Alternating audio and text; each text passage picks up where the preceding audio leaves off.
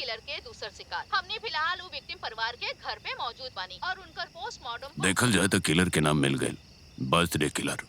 वो birthday cards में जो कविता सब बाटे, एनी आइडिया अबाउट इट? हमने ओकरे छानबीन कर रहल बानी सर, ऑनलाइन एंड ऑफलाइन। और सर शायद आप भी गौर कैले होखब कि हर अक्षर के अंत में एगो कोमा बा, there is no full stop. एकर मतलब साफ बा कि वो आगे भी हत्या के ऐसे ही अंजाम देत रही।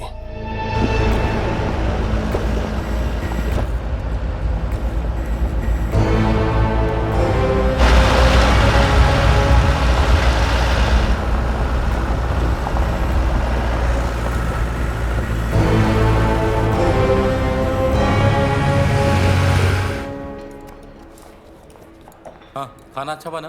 क्वालिटी में कोनो कमी ना हो क्या कि चाहिए। पिछला बार भी केटरिंग के काम आप लोग के ही दियल गईल रहे, पर बिरयानी में कोनो टेस्ट ना रहे। ये बार हमारा से कोनो कमी ना होगी। कस्टमर के सेटिस्फैक्शन बहुत जरूरी बात। जी सर, वो तो बात।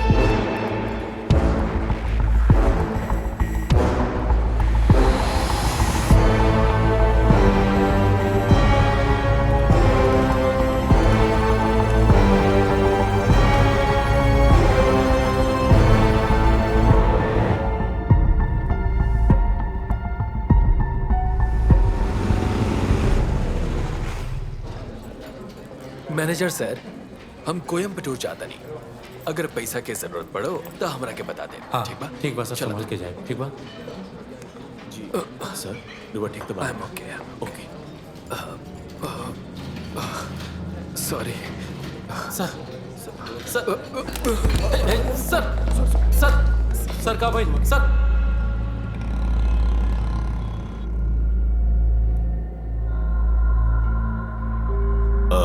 का बोल रहे इनकरा? सर वो रेस्टोरेंट में अचानक चक्कर आ गए इनके।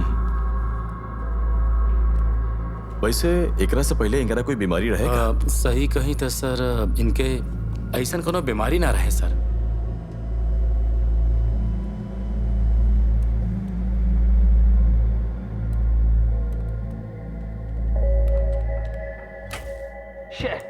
अरे लाइट के था एके भी वहीं जाके रहे।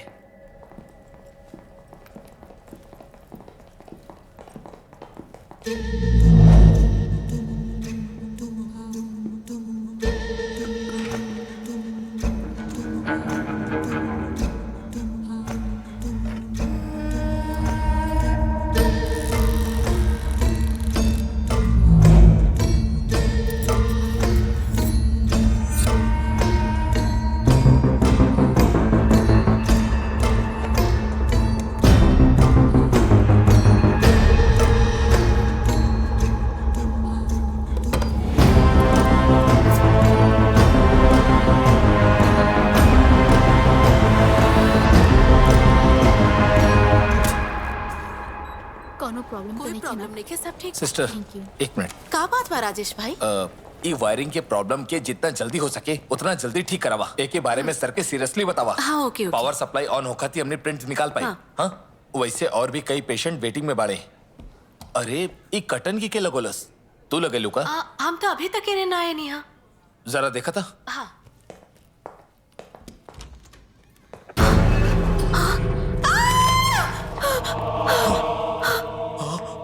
हे भगवान।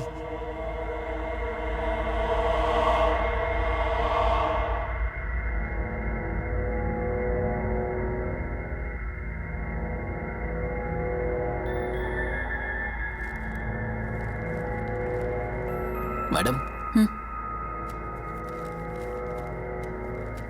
सेम उहे बा है ना सर? डिट्टो, लेकिन एकर गला पे उकट के जानबूझ के कर गइल बा। इतना भाग दौड़ के बावजूद भी वो ब्लू सर्जिकल मार के रखल भुलाइल ना।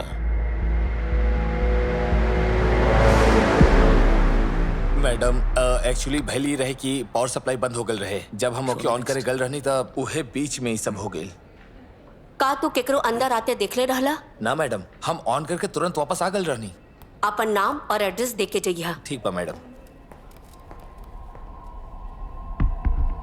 ये लॉबी में बासा। नेक्स्ट सिजो सर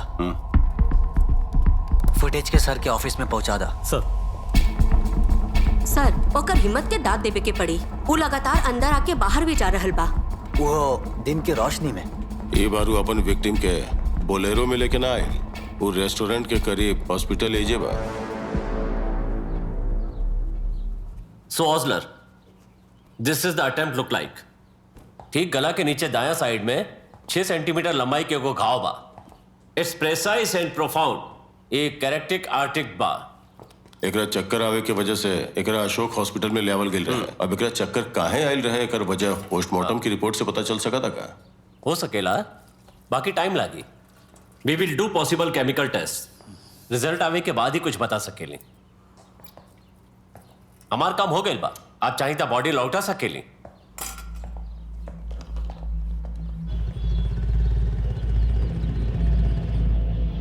वो दिन अशोक सर से 5 आदमी मिले आए रहा है। 4 मिले लेकिन एगो मिसिंग रहे सर। वो के रहे? वो हमनी के होटल में घी सप्लाई करेला सर। ता वो आदमी के बुलावे के चाहत रहल ना? एक्चुअली वो आदमी हमनी के कांटेक्ट में नहीं थे। कोविड के टाइम में अशोक सर के ही रूल चलत रहे सर। जहाँ तक हमके पता बा वो 1 या 1.5 साल से घी सप्लाई करत रहा सर।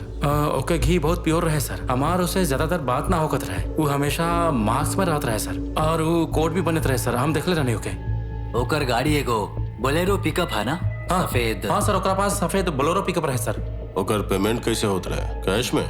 नहीं सर, हमनी के चैन रेस्टोरेंट होके की वजह से पेमेंट अकाउंट में होत रहा सर। वो हिसाब से ओकर अकाउंट डिटेल्स यहाँ जरूर होके चाहिए।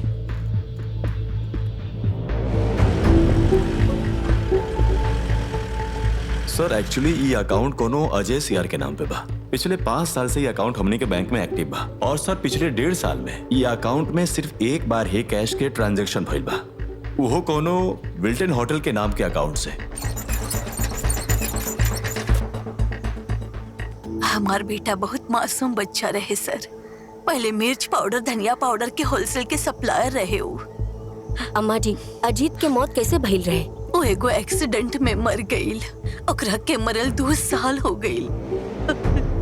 हमनी चाहता है कि हमनी के ये संगठन हमेशा जिंदा रहे। हमनी के संगठन के भलाई और एक सर चाहे नॉर्थ इंडियन बोर्ड के अध्यक्ष श्रीमती वंदना श्रीवास्तव के हम ये मंच पर आमंत्रित सर। ये मंच पर भाषण देवे खातिर मुंडा काती के संगठन के प्रवक्ता रॉबिन मुंडा चंद के हम मंच पर हम आमंत्रित कर रहा बानी कि वहां के मंच पर आए और दूसरे। Ladies and gentlemen, नमस्कार। My greetings and hello to you all. एजा मौजूद सब औरत लोग और पुरुष लोग के अनदर डेड एंड है ना सर? जे 2 साल पहला ही मर चुकल बाड़े ओकरा अकाउंट वो इस्तेमाल करत रहे।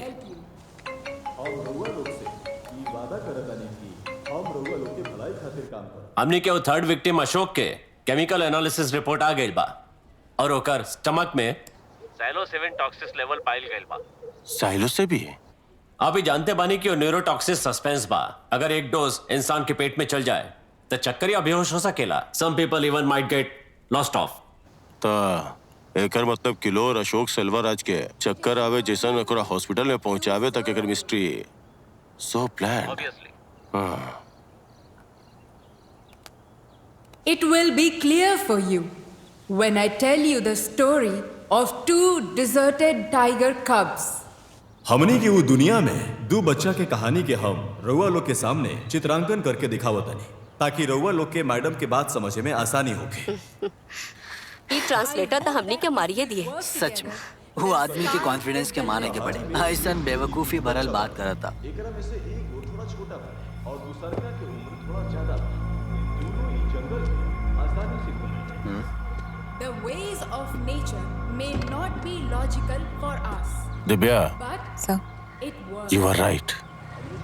वो जौन कविता में शब्द लिख रहल बा कोनो दूसर लैंग्वेज में भी तो ट्रांसलेट हो सकता ना।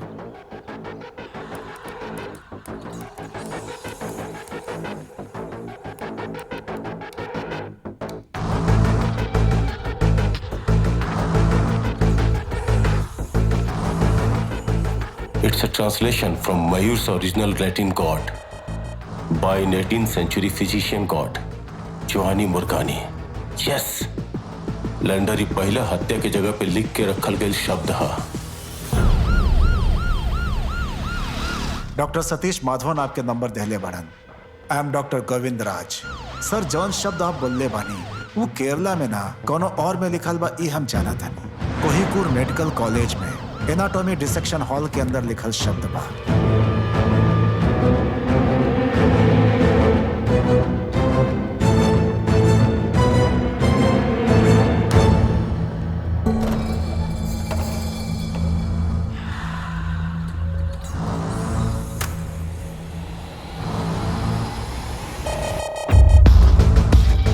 Conversation cease. Let laughter flee. This is the place where death delights to help the living.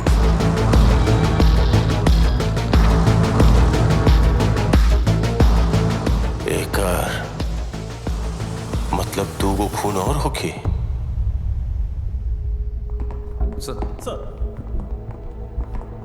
Sir first year MBBS student he dissection hall में आवेले।